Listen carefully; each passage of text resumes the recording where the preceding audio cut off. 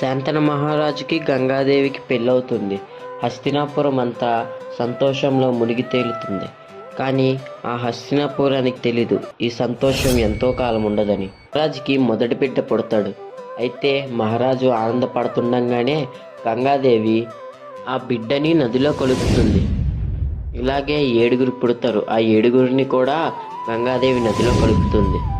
మహారాజు చాలా బాధపడతారు. తను ఇచ్చిన మాట తనకి ఎంత నష్టం కలిగించిందో ఆ రోజు తెలుస్తుంది. ఇంకా 8వ బిడ్డ పుడతాడు. ఇంకా బాధ తట్టుకోలేక గంగని ఆపి ప్రశ్నిస్తాడు.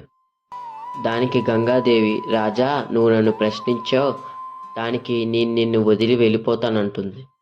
దాని తర్వాత ఎందుకు ఆ బిడ్డల్ని గంగలో కలుపుతుందో నిజం వివరిస్తుంది.